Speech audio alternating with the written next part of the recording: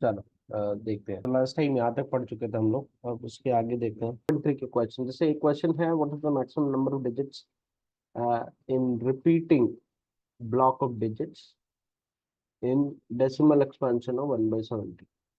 अब इसको आपको डिवीजन परफॉर्म करके चेक करना है। ठीक है, इस क्वेश्चन में क्या करना है आपको, इस क्वेश्चन में आपको डिवीजन परफॉर्म करना है, फिर चेक करना है। ठीक है, तो डिवीजन कैसे परफॉर्म करेंगे वो चेक करते हैं। ठीक है, तो आपको क्या करना, 1 को 17 से डिवाइड करना। ठीक है, 1 को बेसिकली आपको 17 से डिवाइड करना। तो सेम प्रोसेस है, 1.00000 ऐसे करके लिख सकते हैं। अब 1 हमारा 17 से छोटा है तो जीरो लगाएंगे, पॉइंट लगाएंगे। 10 हो गया, 10 भी छोटा है, फिर जीरो लगाएंगे, 100 हो गया। ठीक है, हम्म ऐसे करके जैसे डिवीजन करते हैं उसका डेसिमल नंबर्स का, वैसे डिवीजन करते जाएंगे। तो ऐसे जब आगे करेंगे तो 0, 5, 8, 2, 3, 5, 2, टू 9 9 ऐसे करके आएगा। ठीक है, 9, 4 और आगे करेंगे, 9, 4, 1, 1, फिर 7, फिर 6, 4, 7 ऐसे करके आगे आता जाएगा। ठीक है, तो maximum number of digits in the quotient will be computing are 16। ठीक है, अब 7 के बाद हम देखेंगे, इसके बाद आप करेंगे तो डिजिट रिपीट होने लगेगी। तो यहाँ पे लेकिन आपको इतने डिजिट तक करना है। तो कभी ऐसा क्वेश्चन आता है तो बेसिकली करना क्या है, आपको आपको चेक करना है कहाँ तक डिजिट रिपीट नहीं हो रही।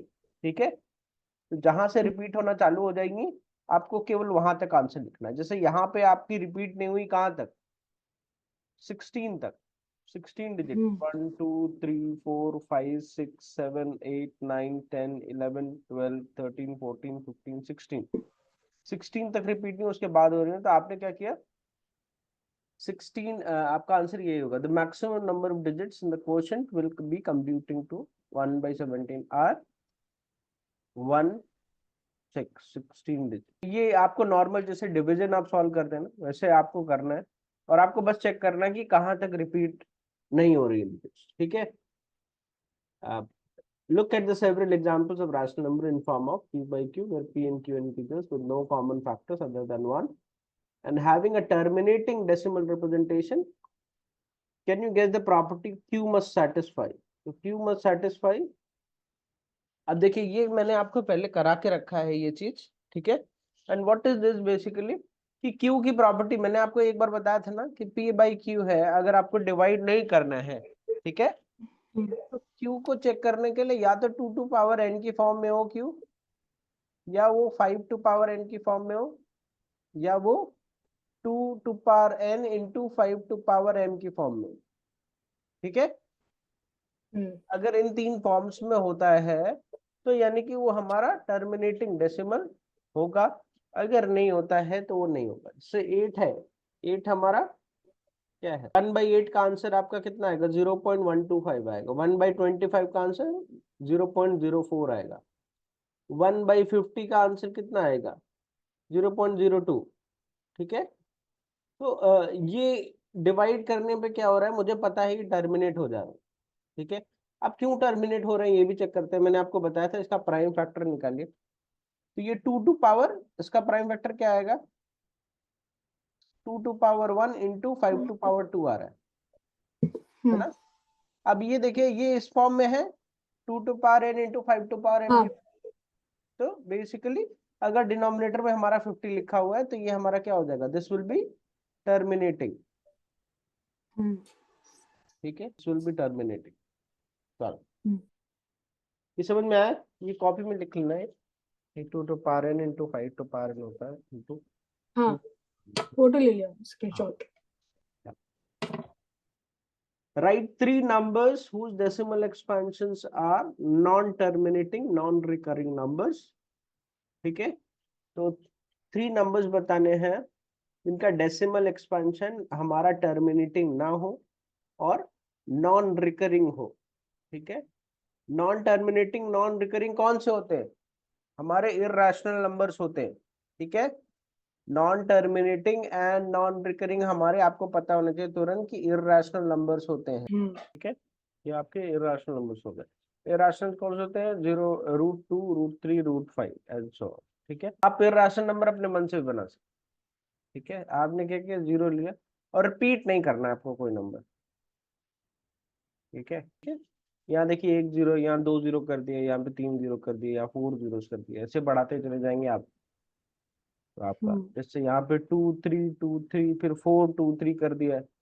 अब देखो यहाँ पे चेंज हो गया ना। तो आप ऐसे अपने मन से भी इर्रेशनल नंबर बना सकते हैं। आपको बस ये दिमाग में रखना है कि मुझे कोई नंबर रिपीट नहीं करना वहां पे। ठीक है, 0.1010 करके, अब देखिए यहाँ पे वही इनने 0.404004004 ऐसे करके लिख दिया। तो ये भी हमारा इर्रेशनल हो गया। ठीक है, या तो इर्रेशनल नंबर डायरेक्ट आप √3, √5, √5, √3, √2 ऐसे करके भी लिख सकते हैं। ये भी हमारे इर्रेशनल नंबर्स। ठीक है, एक और क्वेश्चन देखते हैं। Find 3 irrational numbers between rational number 5/7 and 9/11। तो 5/7 और 9/11 के बीच में रैशनल नंबर जो आएंगे वो कैसे होंगे ये चेक कर। हमने इसको डिवाइड करना चालू किया, जो सिंपल डिवाइड करते हैं। ठीक है, तो ये 50 हो गया, 7 7 जा 49, 1 बचेगा, फिर नीचे 0 आया, फिर देखिए 3 आया, 1 4, फिर 0, फिर 14, फिर 6। ठीक है, तो बेसिकली हमारा नंबर क्या आया? हमारा नंबर 0.7142 ऐसे करके नंबर आया। ठीक है, सिमिलरली हम 9 को 11 से डिवाइड करेंगे तो हमारा आंसर 0.81 समथिंग ऐसे करके आता जाएगा। ठीक है, 0.818181। यहाँ पे क्या है, 0.71462 ये रिपीट हो रहा है। तो अगर हम 5/7 को देखेंगे तो हमारा कुछ ऐसा बनेगा, हम 9/11 को देखेंगे तो हमारा नंबर कुछ ऐसा बनेगा। तो हमें 3 रैशनल नंबर लिखने हैं इन दोनों के बीच में। ठीक है, अब देखो ये क्या है, ये 0.71 समथिंग करके है, और ये क्या है 0.81 समथिंग करके है। अब 7 1 और 8 1 के बीच में बहुत सारे नंबर हैं। आप 0.73223 432 ये भी हो गया एक नंबर, आप कुछ भी लिख सकते हैं। और एक नंबर 0.7643251000 ऐसे करके भी कोई नंबर आपने बना दिया। एक नंबर और बना लीजिए 0.80। अब देखिए आपको बस ये याद रखना है कि 8 1 से छोटा हो और 7 1 से बड़ा हो। ठीक है, आपको ऐसे 3 नंबर लिखना, 1 2 3 4 3 2 1। ठीक है, ऐसे करके आप कोई भी नंबर लिख सकते हैं। ऐसा नहीं है कि यही नंबर सही होगा वो गलत हो जाएगा, ऐसा कुछ भी नहीं है। क्लियर है? तो आपके ये 3 नंबर लिख के आए। जरूरी नहीं है, आपका आंसर अलग हो सकता है और आपके बगल वाले का आंसर अलग हो सकता है इस केस में, ये वाले क्वेश्चन के केस में, लेकिन दोनों का आंसर सही होगा। ठीक है, क्योंकि बहुत सारे इरेशनल नंबर होते हैं, दो रैशनल नंबर्स के बीच में, या फिर दो भी जो भी नंबर दे के रखे हैं। ठीक है, तो it can be any answer, आपके उसके आंसर वेरी कर सकते हैं, डोंट बी कंफ्यूज है। अब यहाँ पे क्या है, क्लासिफाई करना है, ये रैशनल है, सेकंड वाला रैशनल है कि इरैशनल है? इरैशनल है। इरैशनल है, इरैशनल है। 15 का परफेक्ट स्क्वायर होता है, 15 का परफेक्ट स्क्वायर होता है। ठीक है, 15 का परफेक्ट स्क्वायर होता है, ये 225 हो गया। उसके बाद एक नंबर है 0.3756, ये क्या है, रैशनल है कि इरैशनल है? रैशनल। ये रैशनल है। ठीक है, टर्मिनेटिंग है। ठीक है, ये कौन सा है? ये इरैशनल है, ये रैशनल है। क्यों इरैशनल है ये? क्योंकि ये रिपीट हो रहे हैं। अच्छा, जितने नंबर रिपीट होते हैं वो सारे इरैशनल होते हैं? नहीं, रैशनल है। कैसे रैशनल है ये? रैशनल कैसे है फोर बताइए, कैसे रैशनल है ये? 4 7 8 रिपीट कर रहे हैं। हाँ, तो क्या 4 7 8 रिपीट कर रहे हैं, तो हम इसको रैशनल में चेंज कर सकते हैं। ठीक है, लास्ट वाला क्या है? ये इसमें सारे नंबर्स रिपीट नहीं कर रहे हैं, तो इसको कैसे हम पी बाई क्यू के फॉर्म में चेंज करेंगे अगर रैशनल है तो? सेकेंड इसको 1/, बोलो बोलो क्या होगा? 1/, क्या? नहीं, ये जो नंबर है, जो नंबर है, हाँ, आगे जो नंबर है क्या है ये? ये नॉन टर्मिनेटिंग है, यानी हाँ, टर्मिनेटिंग है। नॉन टर्मिनेटिंग है और नहीं, नॉन टर्मिनेटिंग का है, नहीं नहीं, नॉन टर्मिनेटिंग नहीं है। हाँ, क्या है फिर? नॉन टर्मिनेटिंग उसका जो रिपीट होता है उसको कहते हैं ये नॉन टर्मिनेटिंग नहीं है। नॉन टर्मिनेटिंग है, तो फिर वापस से रिपीट नहीं हो रहा है। क्या नहीं हो रहा है? रिपीट नहीं हो रहा है। रिपीट नहीं हो रहा है। नॉन टर्मिनेटिंग और नॉन रिपीटिंग नंबर कौन कौन से होते हैं? Irrational numbers. तुम तो रैशनल बता रहे थे। नॉन टर्मिनेटिंग और नॉन रिपीटिंग है अगर, तो वो इर्रेशनल हो जाएगा, ठीक है। और एक चीज और देखते हैं, कुछ क्वेश्चन। अब जैसे visualize 3.765 on number line using successive magnification, ठीक है। मैग्निफिकेशन का मतलब हम लोग जानते हैं क्या होगा कि, अच्छा ये बताइए, ये नंबर जो है 3.765, ये किस किस नंबर के बीच में आएगा? ये किस किस नंबर के बीच में आएगा? किस नंबर के बीच में आएगा? किन दो नेचुरल नंबर्स के 2 बीच और में? 3 के। 2 और 3 के बीच में आएगा। ये 2 है मान लीजिए, ठीक है। नहीं, 3 और 4, 3 और 4, 3 और हाँ, 4। तो सोच के बोला करिए थोड़ा, ये 3 के और 4 के नहीं। बीच में आएगा, ठीक है। हाँ, ये 3 और 4 के ये बीच 2 में और आएगा। 3 होते तो 2 से 3 तक काउंट करते हैं। हाँ, ये 3 और 4 के बीच में आएगा, क्योंकि थ्री हम्म। पॉइंट सेवन थ्री से बड़ा है ना। हम्म। हाँ, तो डेफिनेटली ये 3 और 4 के बीच में आएगा। अब हम क्या करेंगे कि इतने पार्ट को मैग्नीफाई कर देंगे, ठीक है। इसके 10 इक्वल पार्ट्स कर देंगे। इसके 10 इक्वल पार्ट्स करेंगे तो यानी कि 3.1, 3.2, 3.3, 3.4, 3.5 ऐसे करके पार्ट बनेंगे। 3 और 4 को हमने 10 पार्ट्स में डिवाइड कर दिया, अब ऐसे लिख दिया। अब ये बताइए कि ये 3.765 किन दो नंबर्स के बीच में आएगा? 3. ये जो आपका क्वेश्चन है ये किसके किसके बीच में आएगा सेकेंड वाली नंबर लाइन में? 3.7, 3.7 से लेके 3.8 तक। वेरी गुड, ठीक है। अब हम क्या करेंगे, 3.7 और 3.8 को दोबारा से मैग्नीफाई करेंगे, 10 इक्वल पार्ट्स करेंगे इसको, ठीक है। 3.7, 3.8 को अब मैग्नीफाई करेंगे, 3.70, 3.71, 3.72 ऐसे करके नंबर बनेंगे, ठीक है। अब बताइए जो आपका क्वेश्चन है 3.765, ये किसके किसके बीच में आएगा? 3.76 के, 3.77।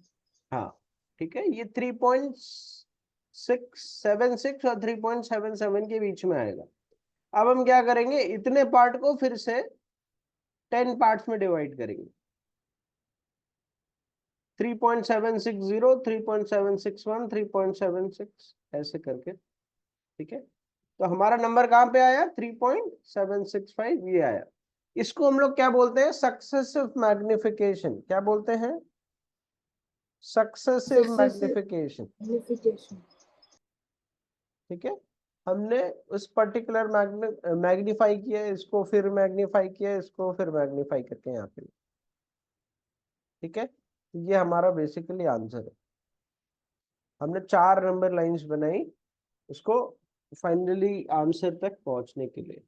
अब दूसरा क्वेश्चन देखते हैं। Visualize 4.26 on a number line up to 4 decimal places. अब देखो, पहले हम ये बना लेंगे। इसमें 4.26 कहाँ पे आएगा पहले बताइए? 4.2 और 4.3 के बीच में। 4.2 और 4.3 के बीच में। अब हमने 4.2 और 4.3 को दोबारा मैग्नीफाई कर लिया और 4.26 हमारा यहाँ पे आ जाए, ठीक है। This is our answer. अब बोला गया है कि इसको 4 डेसिमल प्लेसेस तक विजुअलाइज करना है। तो 4 डेसिमल प्लेसेस तक विजुलाइज करेंगे, 4.260, 4.262 और 4.263 के बीच में। फिर 4.26 और 23 को और करेंगे तो हमारा आंसर 4.2626 आएगा। इसको मतलब कि क्या करना है आपको, रिपीट करना, समझ गए? ये बार यहाँ पे लगा हुआ नहीं है, ये ऊपर बार होगा, ठीक है। तो आपको 4.262626 ऐसे करके आपको विजुलाइज करना था। तो सक्सेसिव मैग्निफिकेशन से आप ऐसे करेंगे। आपको बेसिकली इसमें बस एक चीज याद रखनी है कि ये नंबर किन दो नंबर्स के बीच में आएगा, ठीक है। उसके थ्रू आप सॉल्व करते चले जाइए।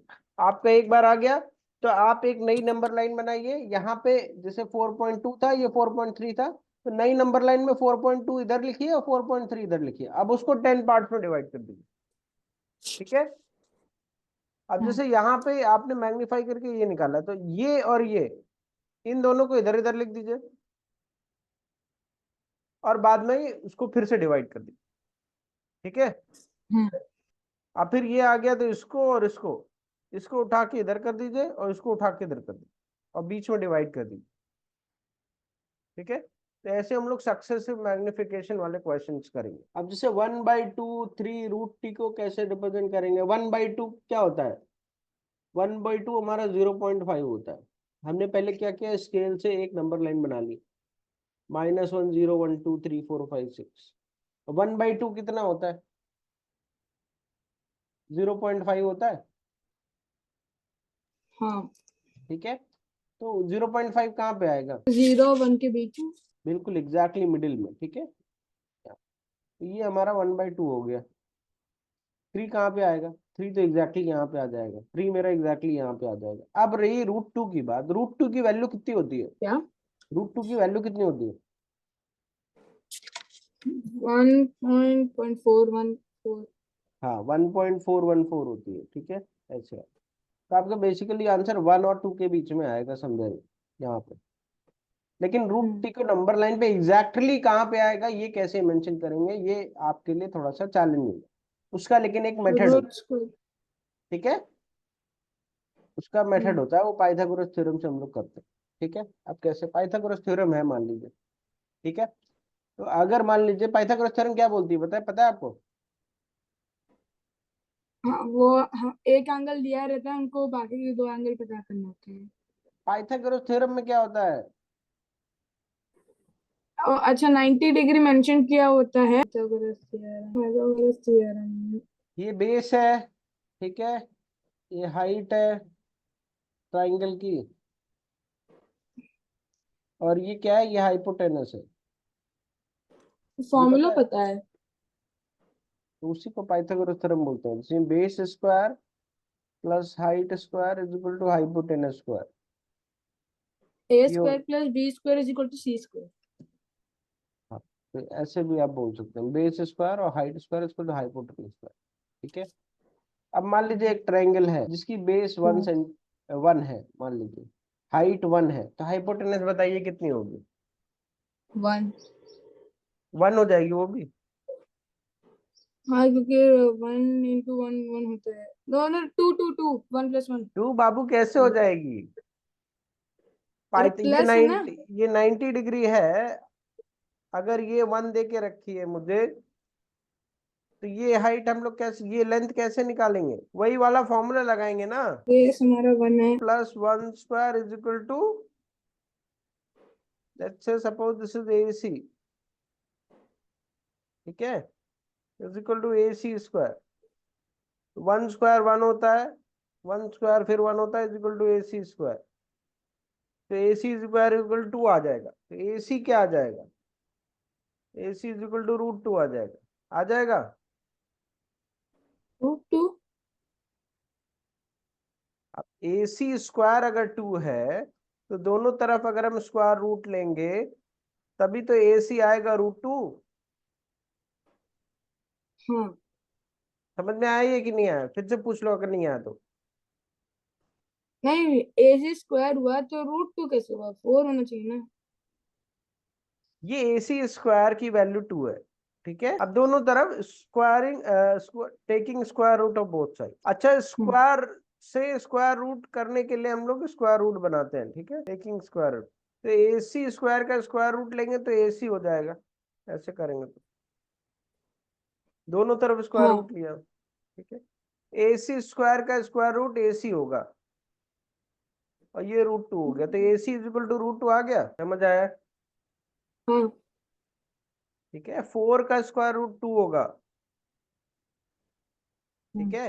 जैसे 4 है, 4 का स्क्वायर रूट अगर हमने लिया तो 4 को हम क्या लिख सकते हैं, 2 इंटू 2 लिख सकते हैं। हम्म ये एक पेयर बन गया, हाँ ये पेयर बन गया, तो इसको हम बाहर निकाल सकते हैं। AC √2 आ गया। अब देखो AC की वैल्यू √2 है, तो हम अगर स्केल से मेजर कर ले इसको, 2 को प्लॉट कर सकते हैं नंबर लाइन पे। अब √2 मुझे पता है 1 से बड़ा होता है, 1.414 समथिंग होता है, ठीक है। तो हम क्या करेंगे, यहां से लेके और ये 1 के बीच की जो डिस्टेंस है, ठीक है, ठीक है, यहाँ से 1 के बीच की जो डिस्टेंस है ये और ये, अब देखना √2 के लिए क्या करेंगे, ये मैंने आपको ऑलरेडी बता दिया ये सब, ठीक है। पाइथागोरस थ्योरम से OB square OA square OB square, इसको सॉल्व करते हुए जब भी आगे बढ़ेंगे हम लोग, ठीक है, तो OB इक्वल टू √2 आ जाएगा, ठीक है। तो यहाँ पे ये 1 है और ये 1 है, ठीक है।